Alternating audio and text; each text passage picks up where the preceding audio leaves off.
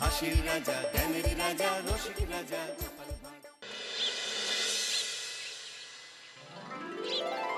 সত্যি এই বছর আমাদের কৃষ্ণনগরে ঠাকুর মুখ তুলে চেয়েছেন। হ্যাঁ মহারাজ, ধান একেবারে পরিপূর্ণ হয়েছে। তা কবে ধান কাটা হবে পুটির বাবা?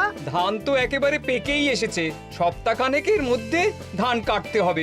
বেশ বেশ, তাহলে তো ভালোই হলো। এই মাসের শেষের দিকেই তো নবাব বাহাদুরকে শস্যের খাজনা পাঠানোর কথা। হ্যাঁ মহারাজ, এবারে নবাব বাহাদুর খুশি হবে। ঠিক বলেছ গোপাল।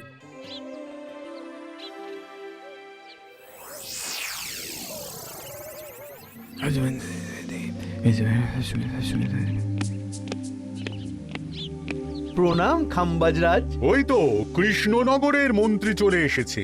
ও, এর কথাই তুমি বলেছিলে? হ্যাঁ, ওই রাজ্যের সব খবরাখবর আমায় দেয়। ইনি কে? ইনি হলেন জমিদার কেশকান্ত বর্মন, আমার রাজ্যেরই দক্ষিণ পশ্চিম গ্রামের জমিদার, আমার প্রিয় বন্ধু। নামটা বেশ অন্যরকম, কেশকান্ত। আসলে ওদের বংশ পরম্পরায় সকলের উন্নত ঘন কেশ আছে, তাই ওদের পরিবারের সবারও নামে একটা করে কেশ আছে। আমি খাম্বাজ রাজের সৌমিত্র এবং সুপরামর্শদাতা। কিছুদিন আগে আমার মাথায় খুব খুশকি হচ্ছিল, মাথার চুল পাতলা হয়ে আসছিল। কিন্তু আমার পরামর্শে একটা তেল মাখতেই মহারাজের মাথার চুল এখন ঘন হয়ে উঠেছে, আর কোনো সমস্যা নেই। বাবা বাবা, ভালো ভালো ভালো। এবার তাহলে কাজের কথাটা বলে দিন। এবারে তো শুনলাম তোমাদের রাজ্যে অনেক ধান উৎপাদন হয়েছে, তাই স্বাভাবিকভাবে নবাব বাহাদুরের কাছে রাজস্ব অনেক বেশি দেবে, কি তাই তো? হ্যাঁ, এবারে রাজস্ব দানে কৃষ্ণনগরই প্রথম হবে। না, তা হবে না। নবাবের কাছে অত ধান পৌঁছবে না, এমনকি কৃষ্ণচন্দ্রের কাছেই চাষিরা বেশি ধান রাজস্ব দিতে পারবে না। সেটা কি করে হয়? পাকা ধানে মই দিতে হবে। বললাম না, ও আমার সুপরামর্শদাতা। হ্যাঁ, আমার মন্ত্রীকে বাণিজ্যের কাজে বাইরে পাঠিয়েছি কিছুদিন, তাই কেশকান্ত মাঝে মধ্যেই আমার কাছে আসে, গল্পগুজব করে আর সুপরামর্শ দেয়। কিন্তু আমি কি করব? তুমি রাতের অন্ধকারে চাষিদের ধান জমিতে পাকা ধানে মই দিয়ে দাও, এমন ভাবে কাজটা করবে যাতে কাক পক্ষীতেও টের না পায়। আর তাতে আমার লাভ? প্রত্যেক বছর নবাব রাজস্ব দানে বিজয়ীকে ৩,০০০ মোহর দেয়, আমি তোমাকে তার থেকে ১,০০০ মোহর উপহার দেব। ১,০০০ মোহর? হ্যাঁ হ্যাঁ, যাও যাও যাও, কাজটা শুরু করে দাও। আচ্ছা।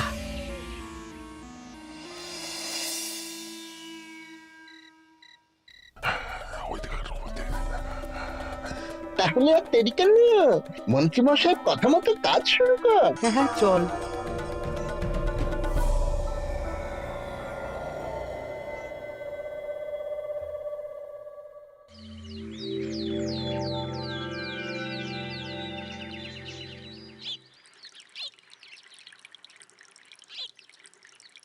এবারে তো চাষাবাদ বেশ ভালোই হয়েছে। আশা করি নবাব বাহাদুরের কাছ থেকে এবারে আমরাই পুরস্কার পাবো। হ্যাঁ মহারাজ, সারা বাংলায় কৃষ্ণনগরের মতো উৎপাদন এই বছরে কোথাও হয়নি। সর্বনাশ হয়ে গেছে মহারাজ, সর্বনাশ হয়ে গেছে। কি সর্বনাশ হয়েছে গো পুটির বাবা? গতকাল রাতে আমাদের সব জমির পাকা ধানে মই দিয়ে দিয়েছে। সে কি? এবার আমরা কি করব মহারাজ? কাদের কাদের জমিতে হয়েছে এসব? যেই জমিতে তাকাবেন সেই জমিতেই এই কাণ্ড, ধান ঝরে সব মাটিতে পড়ে আছে। এবার আমরা কি করব? হায় হায় হায়, এবার আমাদের রাজ্যের কি হবে? নবাব বাহাদুরকে তো জবাব দিতে পারবো না। বড় বিপদ হয়ে গেল, রাজ্যে গ্রহের প্রকোপ নেমে এলো। ও, আর কদিন পরেই আমার টেকে আসবে ১,০০০ মোহর। ঠিক আছে, তোমরা সবাই এখন বাড়ি যাও। না, আমার মন মেজাজ ভালো নেই।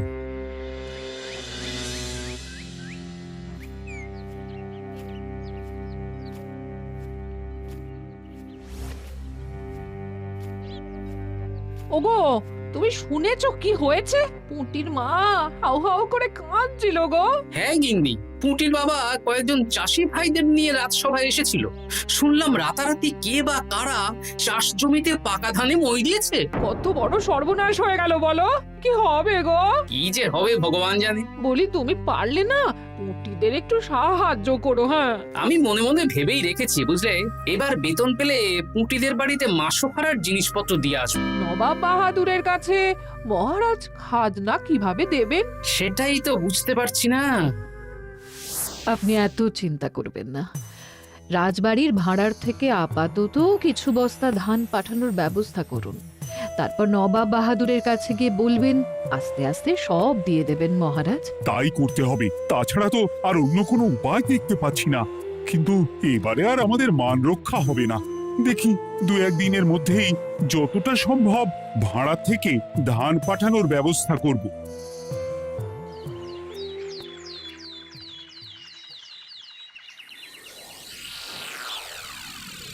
এই বছর 10,000 বস্তা ধান রাজস্ব এসেছে খাম্বাজ রাজ্য থেকে, 7,000 বস্তা ধান এসেছে বর্ধমান রাজ্য থেকে, আর মাত্র 100 বস্তা এসেছে কৃষ্ণনগর থেকে। তাই এই বছরের বিজয়ী রাজ্য হচ্ছে খাম্বাজ রাজ্য। খাম্বাজ রাজ্যের রাজার হাতে 3,000 মোহর উপহার হিসেবে তুলে দিচ্ছেন। আর কৃষ্ণচন্দ্র, তোমার রাজ্যের এরকম হাল কেন? এবারে আমাদের সমস্ত রাজ্যের পাকা ধানে কেউ বা কারা মই দিয়ে দিয়েছে। সেসব তোমার মাথা ব্যথা। আমার ধান কোথায়? 100 বস্তা ধান রাজস্ব, কম করে 800 বস্তা ধান রাজস্ব দেওয়ার কথা, কিন্তু তুমি তোমার কথার খেলাপ করেছো। এই বছর আমি নিরুপায় জাহাপানা। আমিও নিরুপায়। হয় তুমি আগামী 1 সপ্তাহের মধ্যে আমাকে 5,000 মোহর দেবে, নইলে কৃষ্ণনগরের সিংহাসন থেকে সরে যাবে। এত বড় শাস্তি দেবেন না নবাব বাহাদুর, আপনি অন্তত মাস 6 সময় দিন, আবার ধান চাষ করিয়ে আপনাকে প্রাপ্য ধান দেওয়া হবে। বেশি কথা বলছো কৃষ্ণচন্দ্র, তুমি 5,000 নয় 6,000 মোহর 1 সপ্তাহের মধ্যে দেবে। বেটা গোপাল বেশি পাকা, অত কথা বলতে কে বলেছিল? গোপাল, এটা তুমি কি করলে? হায় হায় হায়! সর্বনাশের সময় যখন ঘনিয়ে আসে, তখন বিপদের ওপর বিপদ এভাবেই আসে। আমার পাওনা। আরে এখন না, তোমাকে পাঠিয়ে দেব। ওই দেখুন, খাম্বাজ রাজের সাথে কথা বলছে। এখন বেশি কথা বললে কৃষ্ণচন্দ্র আর গোপাল সন্দেহ করবে। চলুন তো দেখি ওখানে গিয়ে কি কথা বলছে। কি কথা বলছো মন্ত্রী? মন্ত্রী আমায় বিজয় অভিনন্দন জানাচ্ছিল। বিজয় অভিনন্দন তো উপহার পাওয়ার সময় জানাতে পারতেন মন্ত্রী মশাই।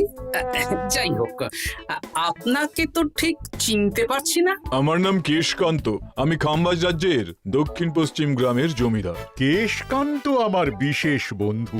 আপনার কেশ নিয়ে বেশ ভাব দেখছি। হ্যাঁ, ওই কদিন আগে তো খাম্বাজ রাজের মাথার চুল পাতলা হয়ে আসছিল, খুশকি হচ্ছিল আর কি। তো ওনার পরামর্শে একটা তেল মেখেই তো খাম্বাজ রাজের আবার ঘন কালো চুল ফিরে এসেছে। কেশকান্ত জমিদার হতে পারে, কিন্তু ওর অর্থনৈতিক অবস্থা তাবর রাজাদের থেকে অনেক ভালো। কয়েক হাজার বিঘা জমির মালিকও, তার সাথে চুলের তেলের ব্যবসা করেও হাজার হাজার মোহর রোজগার করে। এই, এখন চুল নিয়ে চুলোচুলি না করে চলো কৃষ্ণনগরে ফিরি। এমনিতেই মন মেজাজ খারাপ, 1 সপ্তাহের মধ্যে আবার 6,000 মোহর জোগাড় করতে হবে। হ্যাঁ, চলুন চলুন।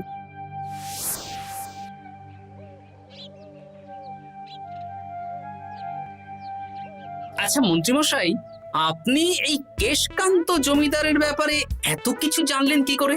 ওনার সাথে তো আমাদের আজই প্রথম দেখা। হাওয়ায় কত খবরই ভেসে আসে, সেরকম আমার কানেও এসেছিল। সব বাদ দাও। গোপাল, মন্ত্রী, দুজনেই ভাবনা চিন্তা করো কিভাবে 6,000 মোহর জোগাড় হবে। পাকা ধানে মই পড়লো, এখন আবার এত বড় বোঝা।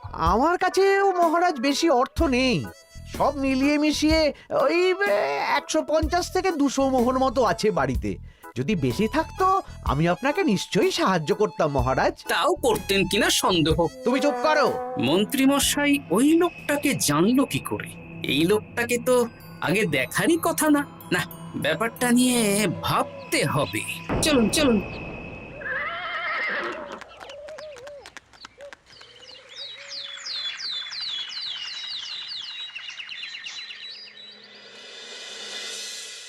বুঝলে গিন্নি, 1 সপ্তাহের মধ্যে মহারাজকে 6000 মোহর জোগাড় করতেই হবে, নইলে সিংহাসন ছাড়তে হবে।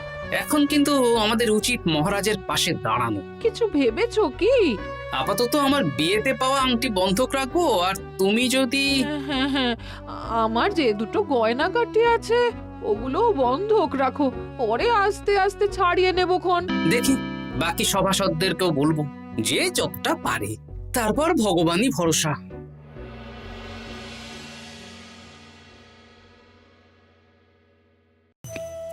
আপনি এত চিন্তা করবেন না মহারাজ। চিন্তা না করে কি আর কোনো উপায় আছে? সিন্ধুকে যা আছে তা দিয়ে 3000 মোহর হয়ে যাবে, কিন্তু তারপর আর কি করব? এবার কি নিরুপায় হয়ে জায়গা জমি বিক্রি করতে হবে? কিছু একটা করতেই হবে। আপনি গোপালকে একবার বলে দেখুন, প্রত্যেকবার যখনই বিপদে পড়েছেন তখন গোপালই আপনাকে বাঁচিয়েছে। দেখি আগামীকাল রাজসভা শুরু হওয়ার আগে গোপালের সাথে ব্যাপারটা নিয়ে আলোচনা করব।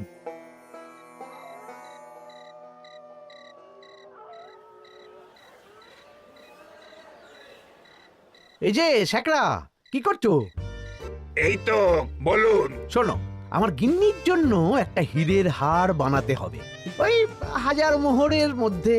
1000 মোহরে তো হীরের নাক, কান, গলা, হাত, পা সব গয়না, এই সব গয়না হয়ে যাবে মন্ত্রী মশাই। তাহলে বানাও, এই নাও 1000 মোহর। ওরে বাবা, মন্ত্রী মশাই, 1000 মোহর! এই মন্দার বাজারে এত মোহর কোথায় পেলেন? গতকালই তো বললেন আপনার কাছে 150 থেকে 200টা আছে। সে যেখান থেকেই পাই, তাতে তোমার কি? না, আমার কিছু না। শ্যাকরা, আমি কয়েকটা গয়না বন্ধক রাখবো। দেখি কি আছে। এই সব মিলিয়ে এতে আমি 15 মোহর দিতে পারবো। বেশ, তাই দাও। আমি ধীরে ধীরে শোধ করে গয়নাগুলো ছাড়িয়ে নেব। হ্যাঁ, মন্ত্রীর ব্যবহারগুলো বেশ সন্দেহজনক লাগছে। দেখি, গুপ্তচরকে কাজে লাগাতে হবে, মন্ত্রীর পিছনে ছায়ার মতো লেলিয়ে দিতে হবে।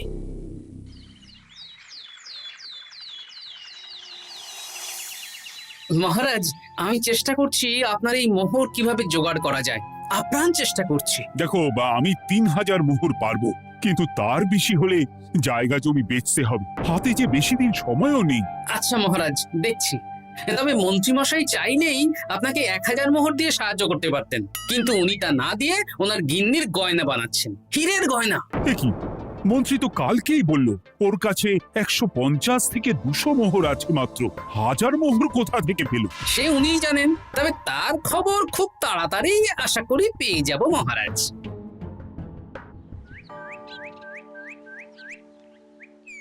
কাজটা একদম ঠিক করলেন না মন্ত্রী মশাই। আপনার কথা শুনে আমরা সবার জমির পাকা ধানে মই দিলাম, কিন্তু আমরা একটা পয়সা পেলাম না। আপনি যে এই কাজ করার জন্য খাম্বাজ রাজার কাছ থেকে ওই 1000 মোহর উপহার পেলেন, সেটা দিয়ে গিন্নির গয়না বানাতে দিলেন, কিন্তু আমাদের বেলায় লবডঙ্কা। আরে তোদেরকেও দেবো, একটু সবুর কর, আগে গিন্নির মাথাটা ঠান্ডা করি। না না, আমাদের এক্ষুনি চাই। আরে এক্ষুনি কি করে দেবো, আমার হাত খালি। আচ্ছা আচ্ছা, ঠিক আছে, এই নে 2 মোহর ধর, 2 ভাই ভাগ করে নি, পরে আরো দেবো। এটা কিন্তু ঠিক না। এসব আলোচনা খোলামেলা জায়গায় করা উচিত না। উফ, পরে তোদের সাথে কথা বলবো, এখন যেতে দে, বাজার করব, তারপর আবার রাজসভা আছে।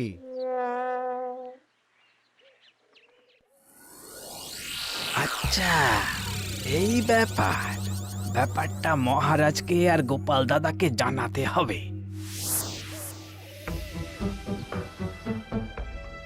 গোপাল দাদা, মহারাজ আসল খবর পেয়ে গেছি। কি খবর? আমি একটু আগে শুনলাম। কাজটা একদম ঠিক করলেন না মন্ত্রী মশাই। আপনার কথা শুনে আমরা সবার জমির পাকা ধানে মই দিলাম, কিন্তু আমরা একটা পয়সা পেলাম না। আরে তোদেরকেও দেবো, একটু সবুর কর। মন্ত্রী, আমি না তোমাকে মেরেই ফেলবো। মহারাজ, মন্ত্রী মশাই এখানে গৌণ, উনি অর্থের লোভে এসব করেছেন, আর ওনাকে দিয়ে করিয়েছেন খাম্বাজ রাজ। হ্যাঁ, যাতে এবারে বিজয়ী হতে পারেন। তাই আপনি এই খবর 5 কান করবেন না মহারাজ। আমি খাম্বাজ রাজ আর ওই কেশকান্তর কাছ থেকে ক্ষতিপূরণ ঠিক আদায় করে আনব। কিন্তু কিভাবে? শুনুন তাহলে।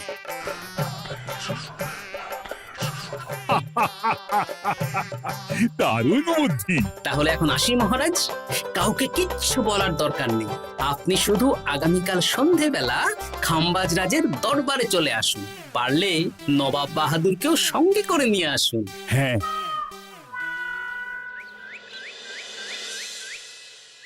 প্রণাম খাম্বাজ রাজ। কে আপনি? আমি হতাশ রঞ্জন, পশ্চিমে থাকি। কি চাই বলুন? কিছু চাই না, তবে একটা কথা শুনলাম তাই বলতে এলাম। কি কথা?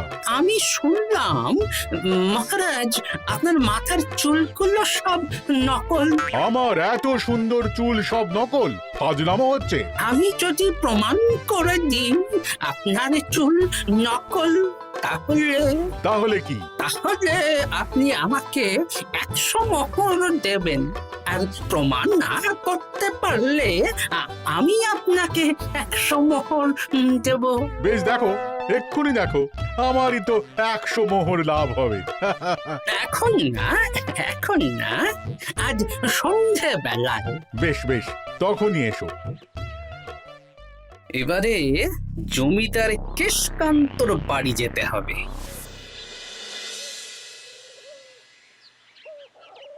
জমিদার মশাই বাড়ি আছেন? কে মশাই আপনি? আমি হতাশ রঞ্জন, পশ্চিমে থাকি। আমি বিশাল ক্ষমতাশালী লোক। কিসের ক্ষমতা? আমি রাজরাজাদের মারধর করি, চুল ধরে টানি, শাস্তি দিই। এসব কি উল্টোপাল্টা বলছেন? খাম্বাজ রাজ আপনার বন্ধু না? হ্যাঁ, প্রিয় বন্ধু। ওনাকেও আমি আপনার সামনে চুল ধরে টানবো, কিন্তু উনি কিচ্ছু করতে পারবেন না। উনি আপনাকে শুলে চড়াবেন। কিছুই করতে পারবেন না, বললাম না আমি বিশাল ক্ষমতাশালী লোক। বিশ্বাস হচ্ছে না তো? তাহলে বাজি ধরুন, 10,000 মোহরের বাজি। 10,000 মোহরের বাজি? হ্যাঁ, আজ আমি খাম্বাজ রাজের রাজবাড়ি যাব, আর আমার শক্তি প্রদর্শন করব, ওনার চুল ধরে টানা হেঁচড়া করব, ওনাকে আহত করব, কিন্তু উনি আমাকে কিছুই করতে পারবেন না। বেশ রাজি, বাজি 10,100 মোহর দিতে পারবেন তো? হ্যাঁ, আমি বাজি হারলে আপনাকে দেব 10,100 মোহর। দরকার হলে ওই কাগজে কলমে লিখিত পরিত করে নিন। বেশ, তাহলে তাই হোক। কিন্তু হ্যাঁ, একটা কথা, আমি শক্তি প্রদর্শন করার আগে থেকে প্রক্রিয়া চলাকালীন সময় পর্যন্ত আপনি খাম্বাজ রাজের সাথে কোনো কথা বলতে পারবেন না। বেশ বেশ।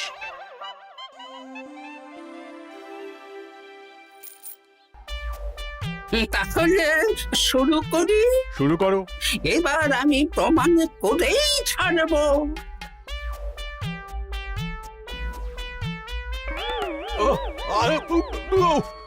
লাগছে লাগছে, বাবারে, লাগছে এই সেরেছে। লাগছে, এ তো সত্যি সত্যি চুল ধরে টানছে। লাগছে লাগছে, বাবারে, বাবা। ওরে বাবা রে বাবা, কি শক্ত! এ কি, খাম্বাজরাজ কিছুই তো বলছেন না? তাহলে কি আমি হেরে গেলাম? না না খাম্বাজ রাজ, আমার ধারণা ভুল, যা শুনেছি তাও ভুল। এবার বিশ্বাস হলো তো? দাও দাও, এবারে 100 মোহর দাও।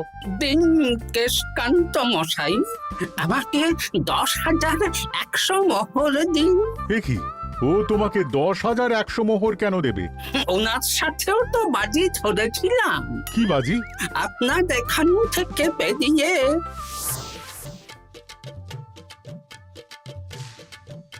এবারে দিন তো দেখি, সব কাগজ কলমে লেখা আছে। এই নাও। হায় হায় হায় হায়। সাবাস গোপাল, সাবাস, তুমি আমার মুখ রক্ষা করেছো। গোপাল, কৃষ্ণচন্দ্র, নবাব বাহাদুর, আপনারা? হ্যাঁ, আমি গোপাল। এটা ছাড়া আর কোনো উপায় ছিল না খাম্বাজরাজ। আপনি আমাদের মন্ত্রীর মাথা খেয়ে যে জঘন্য কাজটা করিয়েছেন সেটা তো আর প্রমাণ করতে পারতাম না, তাই ছলে বলে কৌশলে আপনার প্রিয় বন্ধুর কাছ থেকে আদায় করে নিলাম। হ্যাঁ নয়, হ্যাঁ।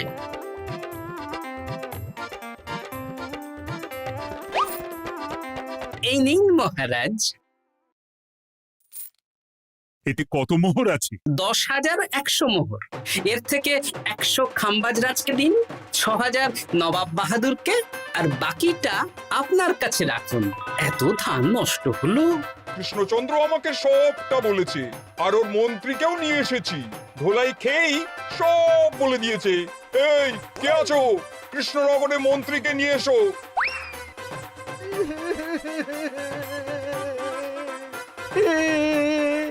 মার খেয়ে আমি সব বলে দিয়েছি খাম্বাজরাজ। উদ্ধার করে তো জাহাপানা, আমাকে ক্ষমা করে দিন। এর কোনো ক্ষমা নেই। তোমাকে আমি কারাগারে বন্দি করব। হায় হায় হায়,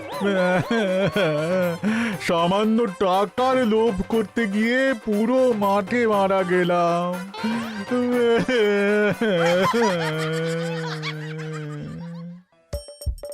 হাসির রাজা, জ্ঞানের রাজা, রসিক রাজা।